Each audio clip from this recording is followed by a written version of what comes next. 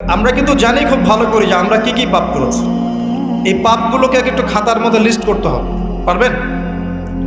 নিজের বড় বড় পাপগুলোকে খাতায় লিস্ট করতে পারবেন? পারা যাবে ইনশাআল্লাহ। ছোটোখাটো পাপের কথা বাদ দেন। ছোটোখাটো পাপ আল্লাহ পাক অজু করলে মাফ করে দেন। অজু করলে পাপ মাফ হয়ে যায়। নামাজের জন্য হেঁটে যাচ্ছেন, পাপ মাফ হয়ে যায়। আপনি এই যে আপনার পায়ের মধ্যে একটা কাটা ফুটেছে, পাপ মাফ হয়ে গেছে। আপনি জ্বর আসছে, আপনার গোনা মাফ হয়ে যাচ্ছে। আপনি মুসাফা করছেন আমার সাথে, আপনার গোনা ঝরে যাচ্ছে, আমার গোনাও ঝরে যাচ্ছে। ছোটোখাটো পাপ মাফের অসংখ্য পদ্ধতি আছে, আল্লাহ পাক দিয়ে দিয়েছেন আমাদের।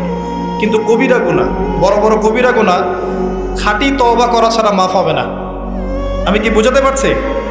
কবিরা গুনাহ খাঁটি তওবা না করলে মাফ হবে না।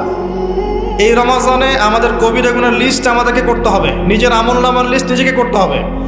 এবং রমাজানে রোজা রেখে সওমরত অবস্থায় আল্লাহকে বলতে হবে, আল্লাহ আমি অমুক পাপ করেছিলাম, আমাকে মাফ করে দাও।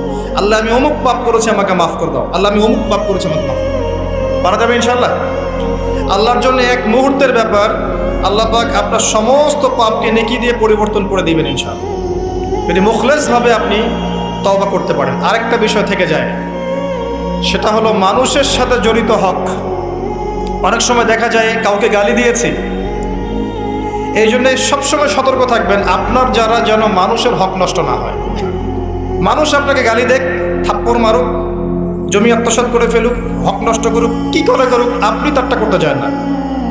যারা করছে আপনি লাভবান। আপনি কেমন করে লাভবান? আপনি অসংখ্য নেকি পাচ্ছেন, আপনি জানছেনও না। যেই আপনার বিরুদ্ধে মনে করেন আপনি নিষ্পাপ, আপনি মাজলুম, আপনি কোনো অন্যায় করেন নাই, আপনার বিরুদ্ধে জুলুম করা হচ্ছে, অপবাদ দেওয়া হচ্ছে, আপনাকে আন্ডারএস্টিমেট করা হচ্ছে, ইত্যাদি ইত্যাদি, আপনি বসে বসে নেকি পাচ্ছেন, বসে বসে নেকি পাচ্ছেন। এবং পরকালে কিয়ামতের মাঠে উঠে দেখবেন অসংখ্য নেকি অটোমেটিক আপনার আমলনামে চলে আসবে। তখন তারা আফসোস করবে, দুনিয়াতে এই কাজগুলো না করে ভালো কিছু করলে ভালো হতো। যাই হোক, মানুষের সাথে জড়িত পাপ আল্লাহর কাছে মাফ হবে না। এই কারণে এই রমজান মাসে ওই লিস্টের মধ্যে থাকবে আমি কার কার ক্ষতি করেছি, থাকবেই। কিন্তু যতটুকু মনে পড়ে লিখে ফেলবেন। সুযোগ থাকলে সেটা ফেরত দিয়ে দিবেন। যদি সুযোগ না থাকে ক্ষমা চেয়ে নেবেন। যদি সেই সুযোগও না থাকে তার পরিবারের কাছে ক্ষমা চেয়ে নেবেন। যদি সেই সুযোগও না থাকে তার পক্ষ থেকে সদকা করে দিয়ে পারা যাবে ইনশাআল্লাহ। সেই সুযোগও নাই, তাহলে হাতটা তুলে তার জন্য দোয়া করবেন, আল্লাহ আমি আমার অমুক ভাইকে মিথ্যা অপবাদ দিয়েছিলাম, আল্লাহ তুমি তাকে মাফ করে দাও।